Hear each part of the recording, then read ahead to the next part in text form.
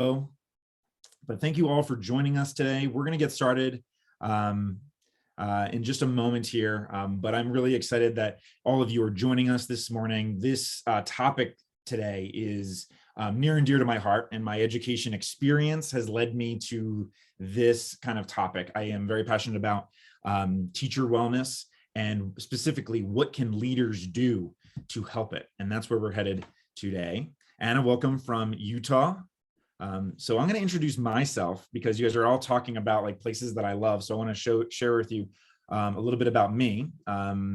George, thank you for being from Dundalk. My name is Nick Esposito. I am from Northern Colorado currently, Fort Collins. My wife's job brought us out here, but I'm from Philadelphia originally. And my first teaching job was in Baltimore, Maryland at a place called the Baltimore School for the Arts, right in downtown. And then I started teaching again in Philadelphia. But I would love to hear more from everybody who is in the chat. But what I want to really point out on this slide is my email address. So this webinar is just like the tip of the iceberg of all of the things I would want to talk to you about. But I understand that you all have jobs and you can't be with me for like 8 hours this morning. So we are going to instead do this webinar, and then I would love to continue the conversation with all of you afterwards. So please, please feel free to drop me a line afterwards, nick@edelements.com. All right. So if you are new to the Education Elements family, we love to start with check-ins, and my cat is sitting right here on the floor next to me, being good and not jumping on the desk. But which of these cats are you feeling like today? Are you number one, the feisty, getting ready to conquer the world? Are you number two, a little bit playful? Or are you number three, a little judgmental, waiting to see how this day unfolds? Let me see, we got, oh, so many more people are jumping in. We got a lot of twos. We got a 2.5. So a playful, Nicole is playful yet a little judgmental. Interesting. A lot of judgmental, waiting to see people. I think I saw a 1 up there at some point. Lori, 1, nice and ready to conquer the world today on a Thursday. I hope you all knew that it was Thursday today. I keep thinking that today was a Friday, but it is not. Unfortunate for me, another day to go. But thank you for checking in. Another New Jersey person, so much New Jersey love. But like I said, if you're new to the Education Elements family, we love to start with check-ins because it's important that as we engage in this topic together, it's good to know that we're all human beings and we all coming from a different place, and we're all in a different mindset. Like a lot of people are just waiting to see, like that, the black cat with the nail file. And then some people are kind of just playful, ready to have a fun time today. But we believe at Education Elements that schools grow when people grow. And when I think about this topic of leadership and how we can impact teacher wellness, that is what our company does. And all of our different service lines that you see there in the bullet points: personalized learning, employee retention, equity work, strategic planning, leadership, curriculum, all of it has a connection to teacher wellness, or can impact teacher wellness. So we're actually going to show how that works today throughout some of our examples. The second thing, I want you to rip out your phone right now. You're allowed to have your phone out, and I want you to take a picture of that QR code because we have a blog that is on our website, and this blog is a great opportunity to engage with people who work at Education Elements. We get to work all over the country with so many different brilliant people in school districts, and we get to then come back and think about best practices and new ideas. And this blog is like our sandbox. So if you would like to be engaged with those new ideas and participate in that, please feel free to subscribe to the blog. And without further ado, let's talk about this session today. So our objectives, we've got 3 of them. The first is that we want to reflect on the impact of educator wellness. And that includes bus drivers, that includes coaches, that includes school leaders, because I know that we have people from all different levels of a school district in this webinar right now. So when I say educator or teacher or educator wellness, I mean everybody. The second thing is we want to identify what are the fundamental needs that people, human beings, need to have addressed in order to feel like they are well. well, and fulfilled. And then finally, we want to make it all feel nice and tangible by talking about what are some of the tools, the strategies that we can design to impact that teacher wellness. So that's what we're going to do, and that's what we've designed for you today. But your job today is to steal as many of those strategies that we share as humanly possible. But what I also ask is, can you also leave some strategies? There will be some times where I say like time to reflect. That will be a great opportunity for in the chat. Just let us know what are some things that you or your district are doing that you believe is really impactful on educator wellness. And then I empower everyone else in the webinar. Please feel free to steal their ideas as well, because educators, we are pirates by trade, right? For the students, we will beg, borrow, and steal. So thank you all for joining us again today. I'm excited to get started. So the first thing we want to talk about is, what are we fighting against? Educator wellness, I believe, is one of those like alpha dominoes, right? That if you flick it, a lot of these other issues are going to fall down. But the inspiring side of that is, if we can address educator wellness, then a lot of the other issues that we're facing on a daily basis in our school districts, they will also improve as well. So by being that alpha domino or that keystone issue, we can make a lot of change. So while I'm going to give you 3 examples of how it impacts a school district, but these are by no means the only 3. The first one that I find very interesting is that stress is contagious. A number of years ago, the University of British Columbia conducted a survey about teacher stress. And they interviewed a bunch of elementary school teachers, and they asked them, how are you feeling in terms of stress level, but also, are you feeling burned out? And where do you fall along that spectrum?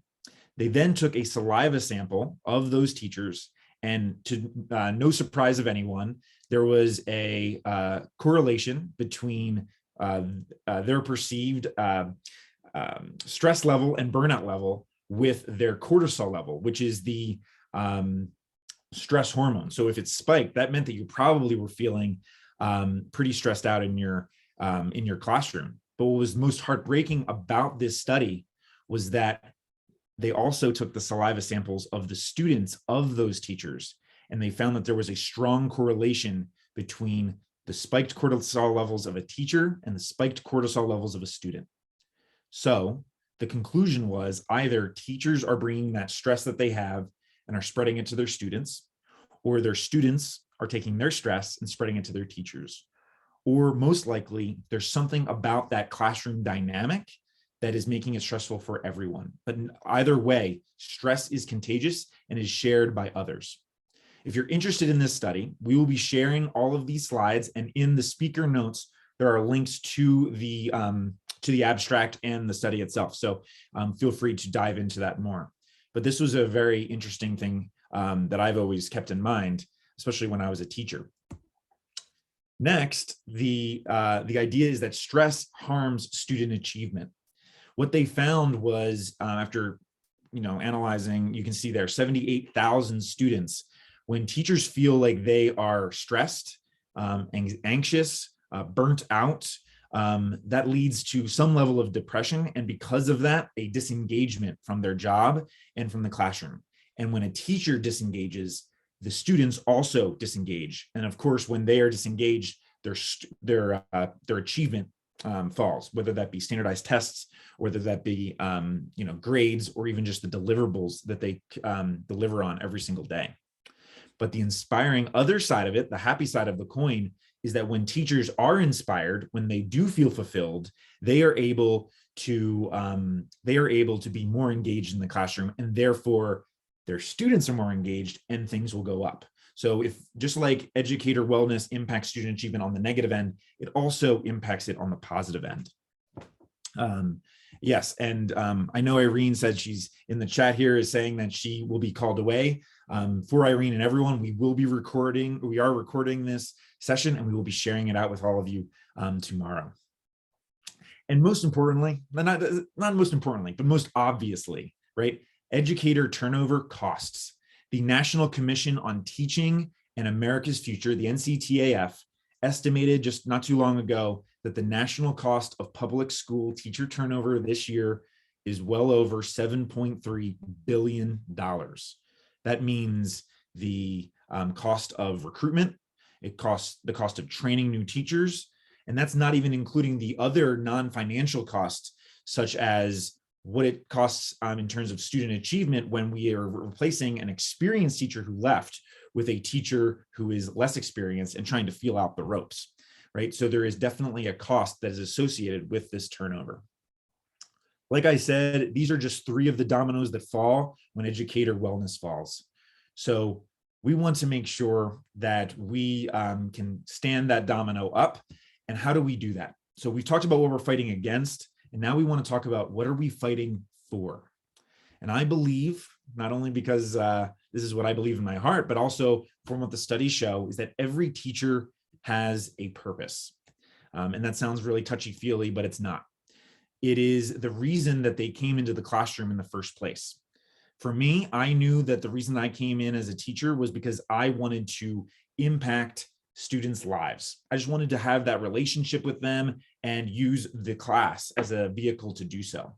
But some people, that's not what gets them going. What gets them going is the fact that they love their subject matter, or maybe they just needed a job, or maybe they did it or they wanted to be a teacher since they were a little kid and they lined up all of their stuffed animals and they played classroom in their bedroom.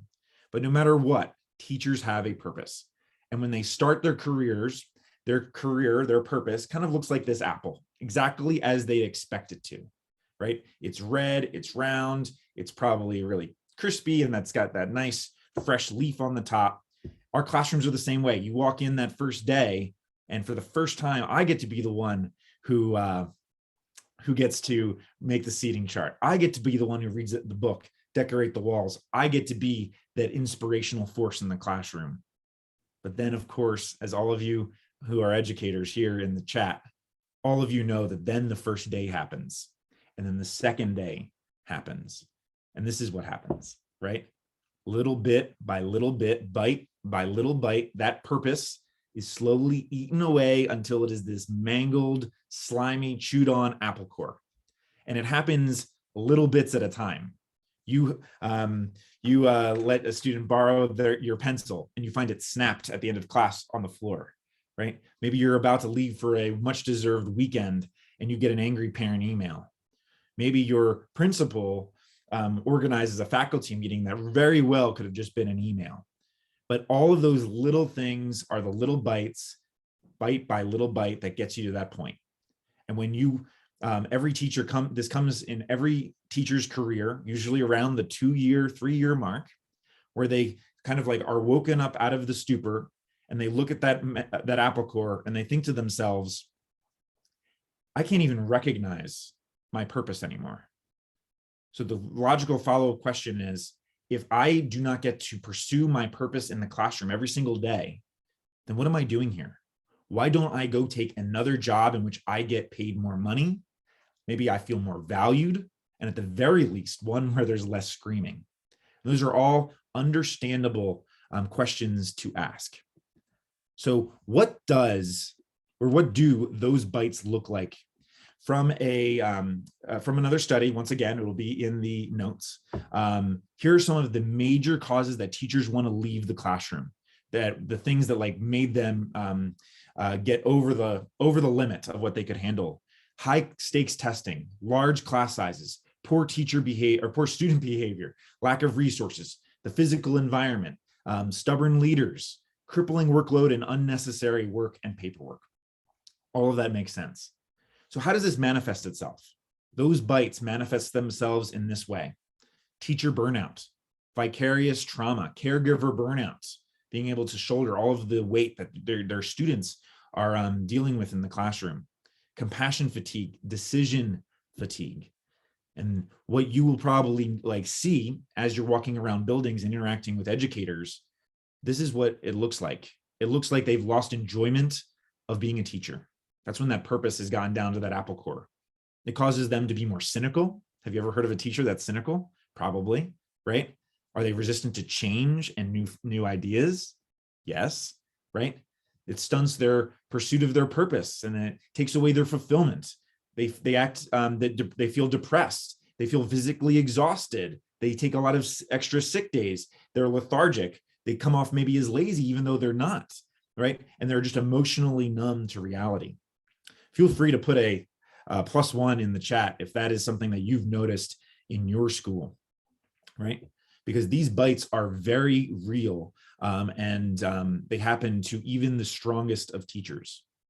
So today's real goal is purpose in the classroom, where to find it and how to keep it. And I would love to do all of it, but where to find a teacher's purpose is not what we're going to talk about today. That can be vague. It feels a little touchy-feely, and maybe not necessarily your job as a teacher. That's very often something that a teacher needs to discover for themselves. But one thing that we can do is help a teacher protect that purpose. So how do we protect that purpose?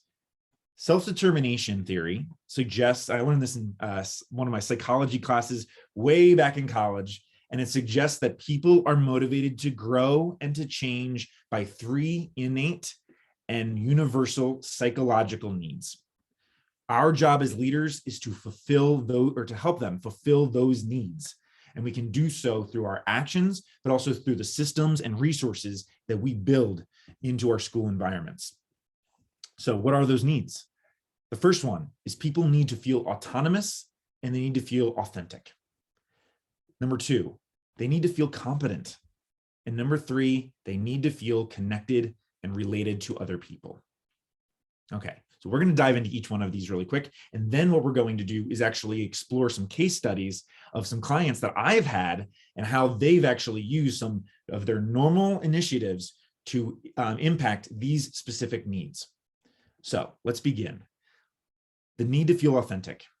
Everyone needs to feel like who they are and what they do matters. They need to feel like they can bring their full self into work every single day. And most importantly, they need to feel like their voice is heard.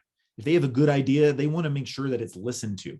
If they also are having a tough day, they want people to understand that they're going through a tough day, but they need to feel authentically themselves. Number 2, once again, keep those +1s coming. If anything strikes your fancy, if you feel like something does not sit well, put a -1 and we can address that too, right? Number 2, people need to feel competent. Everyone needs to feel that they have the ability to add value and make an impact. They need to feel like they have a skill that can make the lives of the people around them a little bit better. And this often, from a leadership standpoint, the way that we can impact that the most is by helping them develop into the people and to the professionals that they want to be. Studies show that people will leave jobs in which they are super inspired and super connected to all of their coworkers if they don't feel like they're growing as a person and as a professional. So that's something that we can do as leaders. And finally, the need to feel connected. Everyone needs to feel as if they are a part of a team. We all get that, right? Some of my best experiences was if I was like in a school show and you're a part of the cast, or if I was I played ice hockey growing up, if I was playing on a team and one year we actually got to go to the state final, being a part of that team feels so good, that feeling of synergy. But more importantly, people need to feel like because they are here, people notice. Because they are here, it is better. People need to feel like they can depend on others. But something that we often overlook is that people also need to feel like others can depend on them. So those 3 needs, the need to feel authentic, competent, and connected, if we can address those needs for our teachers through the way that we lead, we will hopefully see that they are more fulfilled and they can pursue their purpose as a teacher. So what I would like for all of you to do, time to reflect, like I promised, this is an opportunity for us to steal each other's ideas and thoughts. Right off the bat, first blush, which of these needs, and I know we haven't explored them fully yet because we're going to in a second, which of these needs do you think that you or your district serves really well so far? And then part 2, which of those needs like jump out at you as something that you are really interested in working on? That's the lens that we're going to analyze the rest of our time together today. So take about 30 seconds and put your thoughts and reflections in the chat.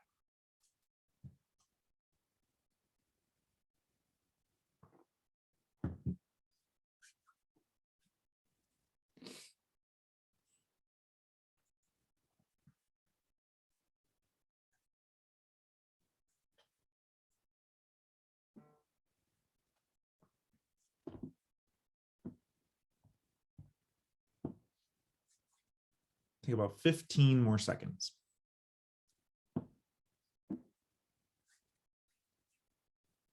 Yes, Nicole, I can definitely go back to the authentic slide. Give me 1 second. Ms. Taylor, various from building to building, no consistency regarding any of these needs, no district culture and environment that supports. Yeah, definitely. I think that if we're going to talk about how we can do that. And I love that you talked about how from building to building, it is not consistent, because that is something that we see all of the time. So how do we norm that up? And that is something we are definitely going to cover in a few minutes. No cohesion among the district. Once again, we had some echoes. I see that, all right, a lot of them are coming there. Feeling connected and part of a team. Various, let's see, I'm trying to catch up to everybody. Yeah, not being able to feel authentic. Perfect. Okay, I'm glad that everybody in the chat is kind of on the same page. Everyone is feeling like there's not a lot of cohesion in terms of addressing these needs. And that's probably because we're not making strategies to do so. But luckily, the rest of our time together is going to be analyzing some of the ways that we can do that. It's not all the ways, it's some of the ways to get your minds and wheels turning. Okay, awesome. So keep those coming. Yes, Nicole, thank you. Not feeling that teachers don't feel competent. That is 100% true. I want you to think about like the teacher turnover rate. If you probably were to think about like why they're leaving, it probably draws back to at least one of these things. I don't feel like I'm good at my job anymore. I'm gone. I don't feel like I get to be who I am. I'm gone. Or I feel very isolated. Our teacher turnover spiked during COVID. Why? Because we're working from home. We don't get to collaborate with our colleagues. We felt very, very lonely. So for Nicole, I just want to go back really quickly to the authentic slide. Once again, everyone needs to feel like who they are and what they do matters. Okay, perfect. And Nicole, do not worry. We are going to have plenty of other authentic slides on the way. So thank you all for that. So I just wanted to check in with our objectives to make sure that we all feel like we're on the right track. So number one, and Katina, yes, cultural responsiveness is like what authenticity is all about, right? I love that, and that is definitely a part of this. So we started off by talking about the negative stuff, right? Like what we're fighting against. We then talked about what we're fighting for. What are those fundamental needs? And then finally, what we're going to do for the second half of today, and it's flying by. The second half of today, what we want to do is design some tools and systems that can actually impact some of these needs. So the way that I want us to view this time together is this theory of action for this webinar. So if we can design tools or systems and tools to address these fundamental needs, then teachers will be able to pursue their purpose, find fulfillment, and experience wellness in the classroom. That's our mission statement for this session. We'll also loop back to it. But the good news for all of us, everyone kind of had this like, oh, we don't have this great cohesion among our staff and all of that. And that can seem defeating. It can also seem like it's a big hill to climb. But the good thing is we don't need to start from scratch. We can start without spending a dime, and we can leverage, most importantly, we can leverage some tools that we're already using to address these needs. We just have to add that lens of the needs to look through.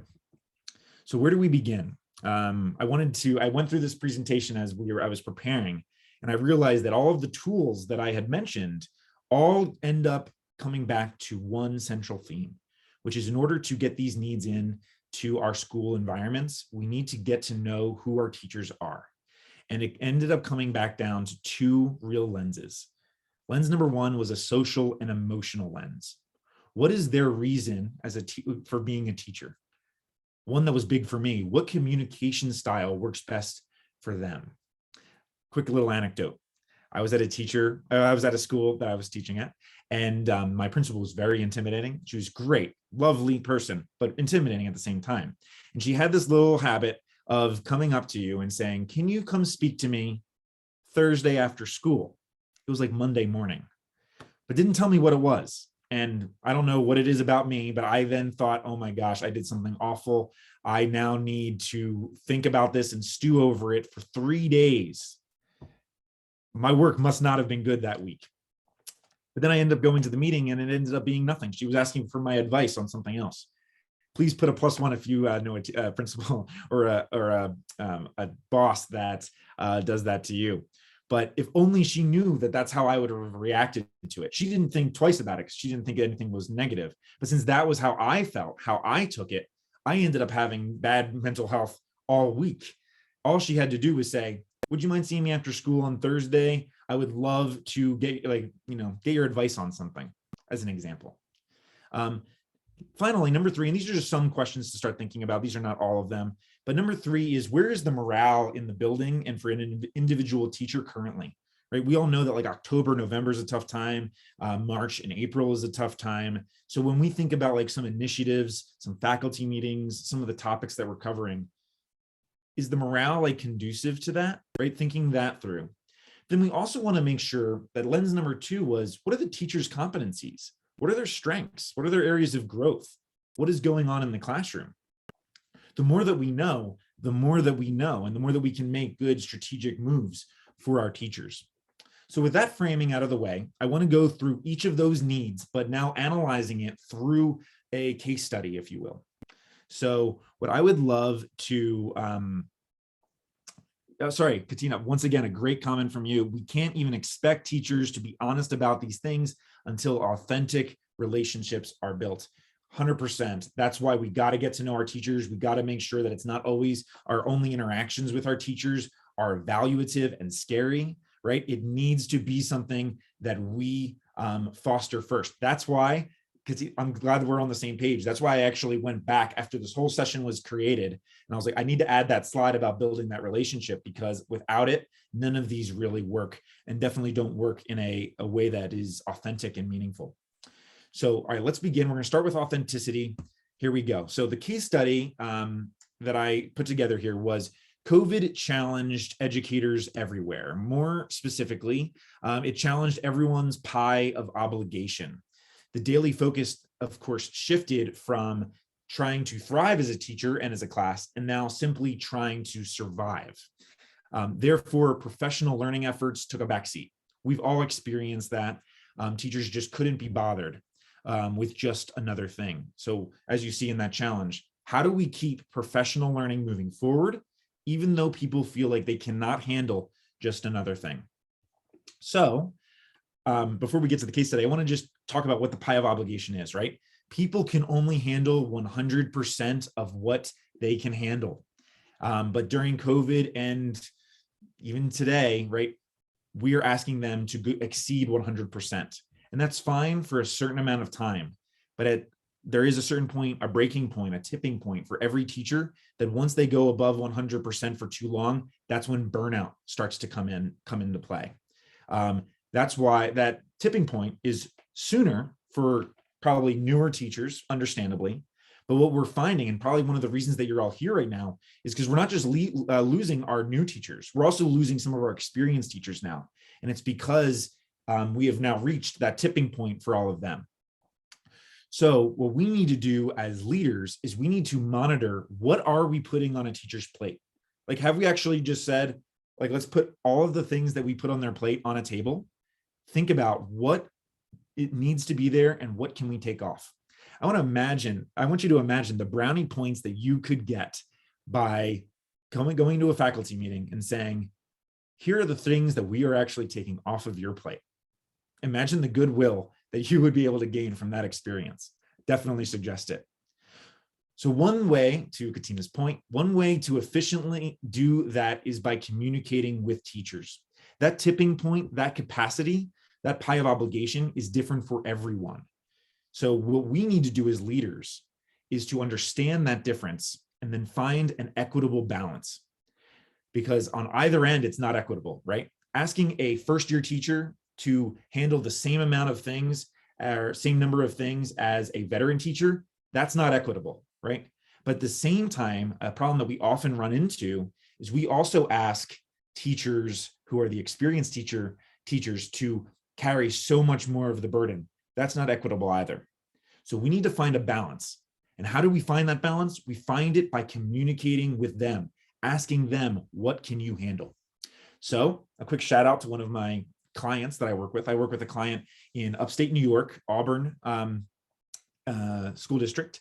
And during COVID, they realized that they can't go about business as usual because of that pie of obligation. So their solution was to create a fellowship model for their professional learning. So this is actually the front page of the website that we created for this. And it's a great opportunity for the fellows to share ideas through a blog, through other ways of communicating, but just making sure that everybody's on the same page and sharing resources. It ended up being a really great experience. So the mission, so we're going to break it down like this for these case studies. The mission was that Auburn's strategic plan included, this is before COVID, included moving towards a personalized learning model. But the challenge was, as all of you have experienced, I'm sure, that how do we keep personalized learning moving forward despite all of the craziness of COVID, right? People aren't in school anymore. We don't have faculty meetings. How do we get them, and everybody was so stretched thin, how do we get them to want to engage without overburdening them?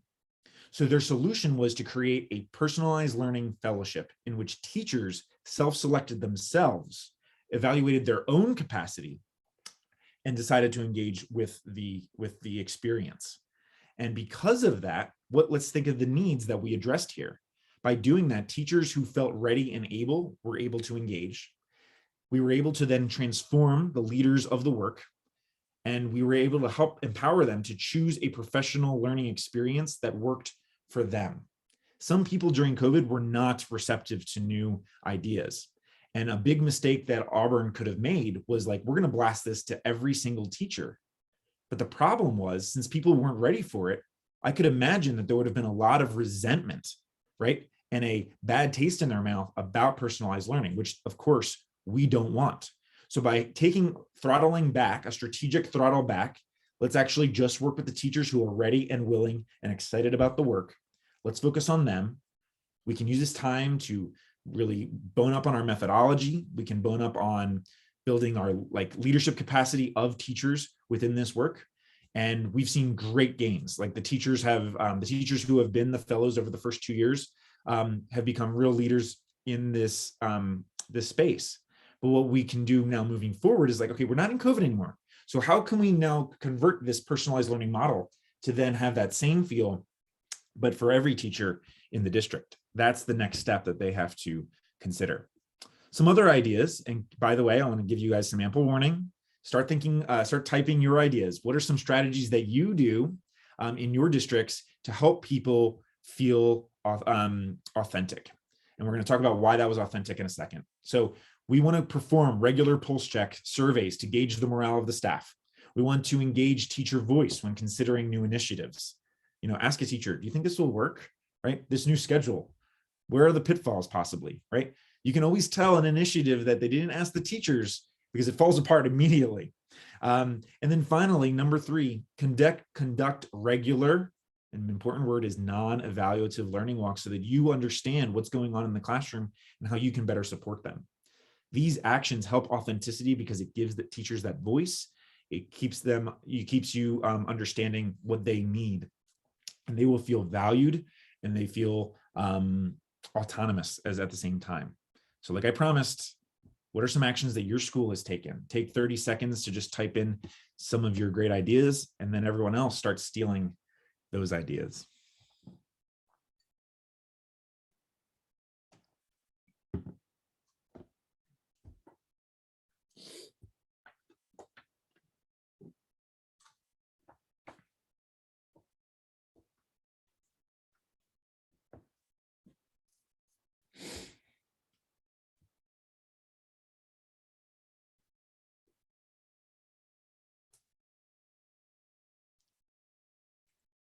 Nicole, first to the list. Including staff in decisions making as appropriate. I love that word, appropriate. And I make the final based on what's good for the kids and the staff. Continuous feedback and praise for their work. And while we wait for everyone else to put their ideas in, Nicole, great. I think it's very important that as a leader, and this, once again, going back to the communication, right? Just because I'm taking in your feedback doesn't mean that the answer or the final product is going to be exactly what you want, right? Because a teacher is looking from their perspective, your job as a leader is to look at the whole board. So as long as they are aware that they are contributing to your decision, as opposed to helping you make the decision, is a very important distinction to make so that people don't get upset. Van says, celebrate the small things, 100%. And we're definitely going to talk about celebration in a few minutes. And yes, you can't you can't do new things without getting buy-in from administration. They are the ones, running the show in the building. And that the way that they communicate it ultimately ends up being what makes or breaks an initiative, for sure. Felicia, share feedback with teachers and plan support based on what teachers need. I love all of these things.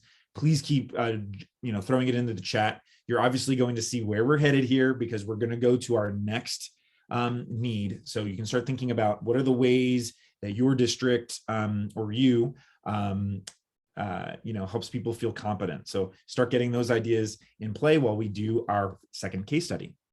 So our situation: districts often invest in district-wide initiatives, like we've discussed, in which every teacher participates.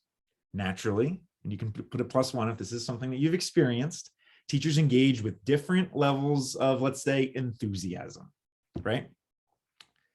The challenge is, how do we meet teachers where they are, while at the end of the day, we still need to get the job done. We still need to push forward with this worthy initiative. So how do we find that balance? So the first thing that I want us to talk about is the law of diffusion of innovation. This, in any new thing that comes out, whether it be the iPhone or what have you, right? People usually fall somewhere along this continuum. You have those innovators, the people who came up with the idea. Then you have the early adopters, the people who are really excited to stand in line for the iPhone or the next new thing. But then it really makes a difference in our school community when we hit that point, that tipping point that I put the arrow there, right? That's when we get to the majority. That's when everyone starts seeing the proof of concept. I see that it's working in school. I can see that I can do it without a lot of extra effort. This is something I'm going to be interested in. And then, of course, you've got your laggards, and we've all experienced laggards when it comes to a new initiative, and that's just going to happen. So we have to almost come to terms with that. We'll get them eventually, but not right away. The reason I bring this up is I want us to think about, why do people fall at different levels or different places along this continuum? The reason that they fall there is because maybe they are brand new to the district. They don't feel super confident in their teaching abilities. So trying something new on top of that is a little scary to them. So they might fall into the early majority or early or late majority because they want to see it work with other people first. Other people might just be worn down. Some people will just be worn down, and I'm just like, I just can't do another thing. And yes, Donald, we will be emailing you there will be a recording and the slide deck with all of the research in the notes. So you'll be able to get that in a second. But yes, so now that we know where everyone falls on this, we've got to think about a way to approach people at different levels of that continuum. So let's take a look at Little Elm, Texas. These are great people here, and their goal is to bring blended learning to their entire district. This is what we're calling the Little Elm Star. This is essentially their methodology for blended learning, which is very similar to the core 4 of personalized learning from Education Elements. And they use this, and if you were to click into this, you can take a look at their continuum for what each of these points of the star requires of a teacher, both from an early implementation stage, but also from an advancing stage. By doing that, they are able to approach people where they are in terms of wanting to implement blended learning. So the mission for Little Elm is to spread blended learning through kindergarten through grade 7, eventually the whole district, but right now it's K through 7. The challenge was, how do we meet the needs of teachers where they are and encourage small, personalized gains? So a small gain for me will be different from you. The solution was this star and the continuum. If you go and walk around, I love going to Little Elm. If you go and walk around their campuses, you will notice that this star is actually laminated and on the door, right next to the door of every single teacher. It keeps blended learning in the top of their mind every time they walk into their room. But secondly, you'll notice as you're walking around their school that, for example, student reflection is circled and it says level 2 next to it. So a teacher can say, I'm actually working on level 2 of student reflection and ownership. So depending on where they fell into that bell curve, they can engage with blended learning in their own way. This helps their teachers, instructional coaches, and school leaders help them target what they're looking for when they do their learning walks. So I'm coming into your classroom and I see that you want to do level 2 of student ownership. I know the conversation that we need to have. I know the lens that I need to view your work in because I know that's what you're working on, right? That also guides our conversation during our post-observation meetings. What this does is makes people feel competent because they feel like they are in charge of their personalized learning, right? I'm not being asked to do the same thing about this awesome veteran teacher. I'm able to diagnose where my strengths and weaknesses are. I get to set my own goals, and my principal or my instructional coach is actually there to support me along that journey.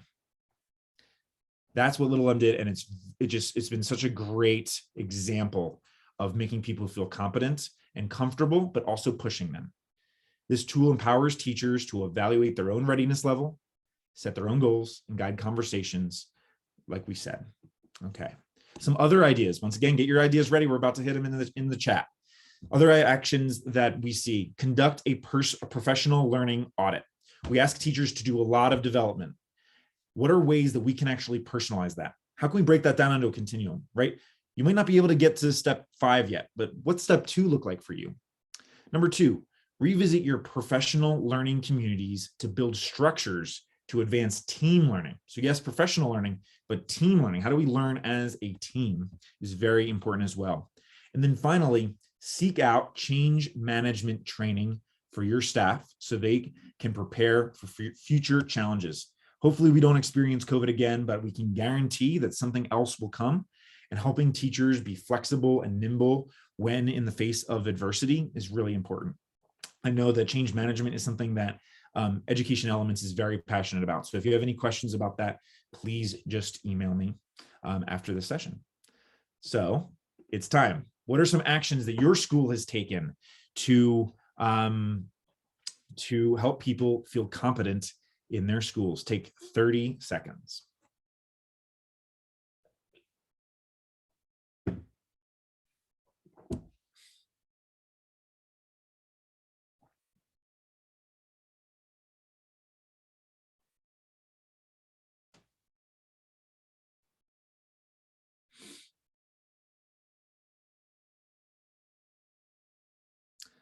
Nicole, very good. I think so. A couple of things you say here: introduce things bite-sized, like scaffolding, just like we do for students. Let's do it for teachers, 100%. Second thing, like Education Elements, we preach personalized learning all the time. We talk about whole child. We talk about student at the center, student ownership. There's no reason we can't do that for teachers too. So asking them, what are their strengths? What are their interests? How do you want to develop, right, is a really good first step. So going back to that theme, you hit on the theme again, the idea of get to know your people is very important. And then going back to, and I forget, I got to go find, I might have been Van, who said, let's celebrate the small things. Yeah, celebrate the small things. Celebrate when we are making those gains. It's very important. Van, again, provide professional and personalized learning opportunities. I had a principal once, they came to my room, and you know, when a principal comes into your room, you sit up and you're like, oh gosh, what do you need? Really worried. But it wasn't that. He actually said, there's this there's this conference that I think you would really love. Here's the details. Let me know if you want to go. The fact that they asked me that, I was bought in. I was like, of course I'm going to go. I would love that. But the fact that they thought of me, my needs and my growth meant all the difference. So I totally agreed. Yeah, I like that too. Like what departments and what professionals are doing each week, letting people know what like each other are doing. We can find through, connections and through lines. I love that, Anne. That was a really good example. Good example. All right. Keep them coming. I love all of these ideas. Everybody keeps stealing from one another. And finally, our last need, as we get into like our final like 15 minutes or so, the need to feel connected. The situation we're going to deal with today is every school is unique with varying strengths and needs. Therefore, teachers need to be aligned to those unique needs for maximum effectiveness. But the challenge is, how do we align teachers to a shared vision while also preserving their purpose and individuality, right? Because we want you to be you. We want you to be the best version of you. We want you to be the best Anne, the best Van, the best Nicole, everybody, right? We want you to be those people. But at the same time, we also need you to make sure that you are buying into what we are trying to do as a unit and as a team. My first job was, like I said, at Baltimore School for the Arts. And so it was a public performing arts school. So and I taught math. So the needs of my students, though, were definitely going to be different than that if from a normal school. So if I taught the same way as I would have at a different school, that doesn't make a whole lot of sense. I need to make sure I'm addressing the needs of my kids. So there were competencies that I needed to flex that were different than maybe some of my friends that were working at other schools. So our case study is actually from a client of mine doing great work from Stamford, Connecticut. So Stamford Public Schools, they drafted something called a portrait of an educator. We often have profiles of candidates. We also often have portraits of graduates of like the skills, the attitudes and mindsets that we want our students to walk away with. But we often don't think about what are some of the core competencies that we want from teachers. Not what makes a good teacher, that we need to evaluate on the evaluation form, but what are the core competencies that link back to our mission as a school and what we believe makes us a special place to be. So our case study, the mission is we want to, now that we've drafted this portrait of a graduate, how do we align the staff to those core teaching competencies? The challenge that we're facing, creating buy-in, but also preserving individuality. Thank you, Nicole. Yes, I love it. We'll get to that in a second. Solution. What they did, so over the course of the last 2 years, they drafted what they called the portrait of a graduate. So they analyzed all of those, all those attitudes, skills, and mindsets that we talked about. But then this year, what we did was we started aligning. All right, what are what's the mission of the school, and what do we want from our students? All right, from those two standpoints, what do our teachers need to be? So a little bit about Anchor.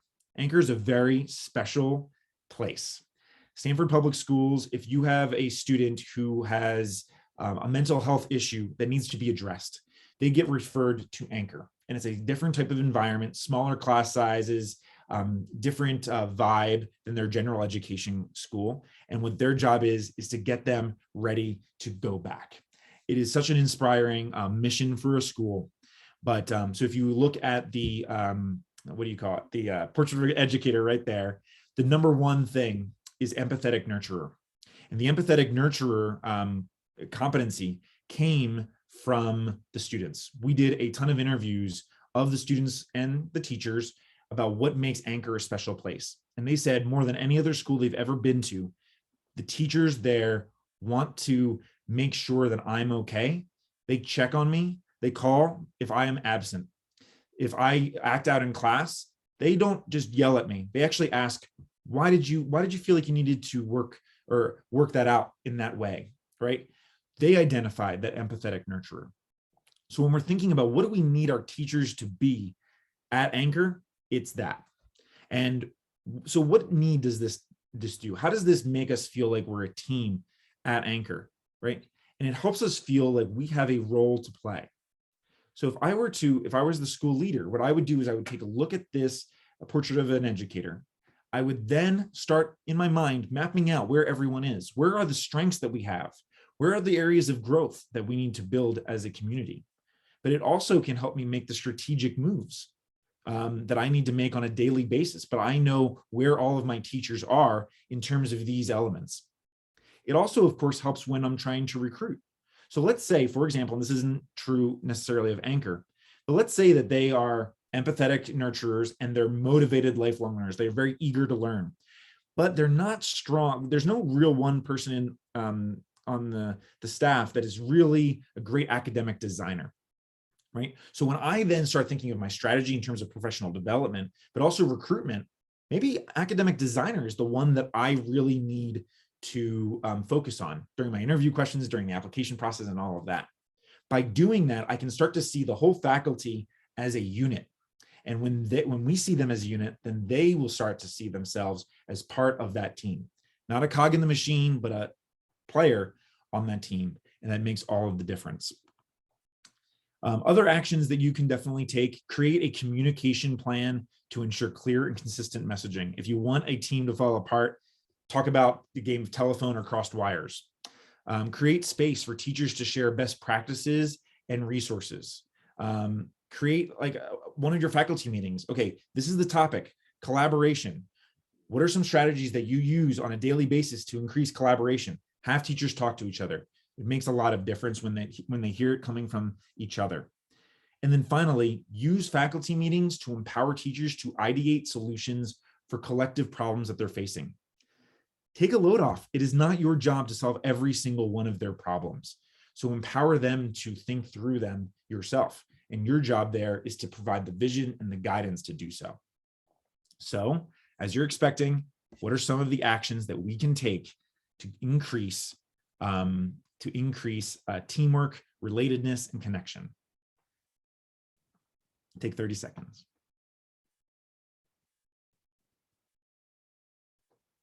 I'm catching up on some of the comments. Nicole, I love all of the caps.